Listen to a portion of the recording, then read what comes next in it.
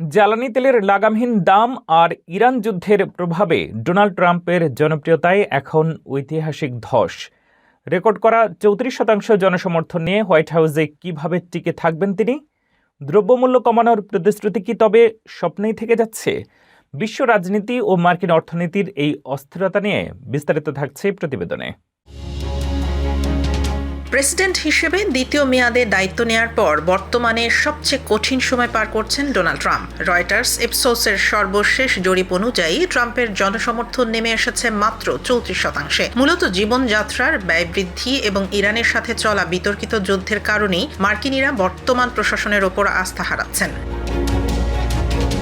২০২৫ সালের জানুয়ারিতে দায়িত্ব নেয়ার সময় ট্রাম্পের জনপ্রিয়তা ছিল ৪৭%, কিন্তু ২৮ ফেব্রুয়ারি ইরান ও ইসরায়েলের যুদ্ধ শুরুর পর থেকেই এই সূচক নিচের দিকে নামতে থাকে। বিশেষ করে জ্বালানি তেলের দাম ৪১% বৃদ্ধি পেয়ে গ্যালন প্রতি $৪.১৮ ছাড়িয়ে যাওয়ায় সাধারণ মানুষ ক্ষুব্ধ।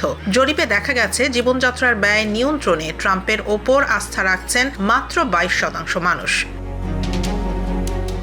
যদিও অধিকাংশ রিপাবলিকান এখনও ট্রাম্পের পাশে আছেন, তবে তাদের মধ্যে ৪১%ই বর্তমান মূল্যস্ফীতি নিয়ন্ত্রণে সরকারের ব্যর্থতায় অসন্তুষ্ট। মধ্যবর্তী নির্বাচনের আগে স্বতন্ত্র ভোটারদের মধ্যেও ট্রাম্পের জনপ্রিয়তা কমেছে, যা আগামী নভেম্বরে কংগ্রেসের নিয়ন্ত্রণে রিপাবলিকানদের জন্য বড় চ্যালেঞ্জ হয়ে দাঁড়িয়েছে।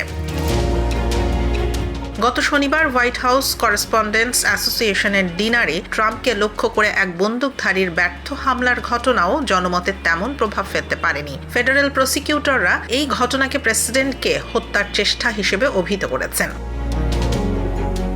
ট্রাম্প ক্ষমতায় এসেছিলেন দ্রব্যমূল্য কমানোর প্রতিশ্রুতি দিয়ে, কিন্তু বর্তমানে তার অর্থনৈতিক রেটিং মাত্র ২৭%, যা তার আগের মেয়াদের এবং এমনকি জো বাইডেনের সবচেয়ে খারাপ সময়ের চেয়েও নিচে। ইরান যুদ্ধ কিছুটা স্থিমিত হলেও তেলের সংকট এবং ক্রমবর্ধমান দাম ট্রাম্পের রাজনৈতিক ভবিষ্যতের ওপর এক বড় প্রশ্নচিহ্ন এঁকে দিয়েছে।